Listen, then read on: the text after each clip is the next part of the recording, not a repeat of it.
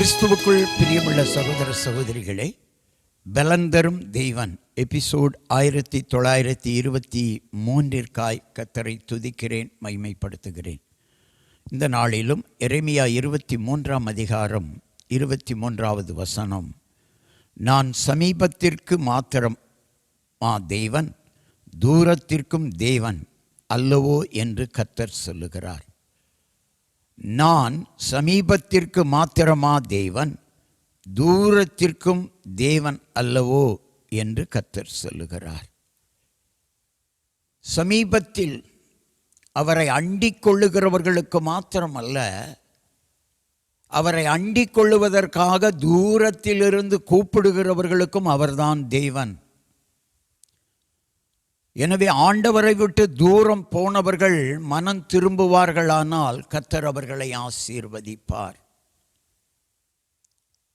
430 வருஷம் எகிப்திலே ஜனங்கள் அடிமைப்பட்டு கிடந்தார்கள். அந்த அடிமைத்தனத்தின் கூக்குரல் கர்த்தருடைய சமூகத்திற்கு எட்டினது. அவர்களை ஒடுக்கின காரியங்களெல்லாம் கர்த்தர் அறிந்தார், பார்த்தார். எனவே அவர்களுக்கு ஒரு விடுதலை கொடுத்தார். அதுபோல பாபிலோனிலே 70 வருஷம் அடிமைப்பட்டு கிடந்தார்கள். அவர்களை ஒடுக்கினதையும் அவர்களுக்கு நேர்ந்த துன்பங்களையும் பார்த்தார். அவர்களுக்கும் விடுதலை கிடைத்தது.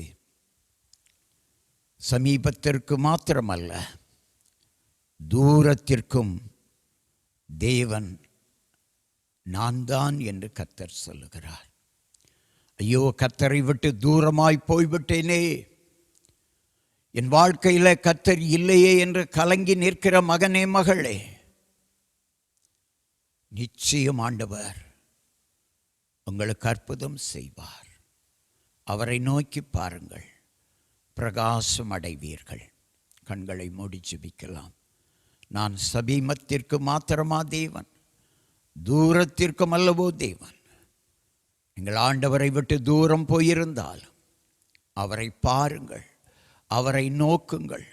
கர்த்தரை நோக்கினேன், கர்த்தர் எனக்கு செவி கொடுத்தார் என்று சங்கீதக்காரன் சொல்லுகிறான். ஆண்டவரை நோக்கி பாருங்கள், பிரகாசம் அடைவீர்கள்.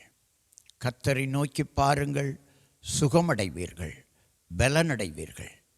கர்த்தரை பார்த்தவர்கள் ஒரு நாளும் வெட்கப்பட்டு போனதில்லை. உங்களையும் உயர்த்துவார், ஆசீர்வதிப்பார். இயேசு கிறிஸ்துவின் நாமத்தில் ஜெபிக்கிறேன் பிதாவே, ஆமென்.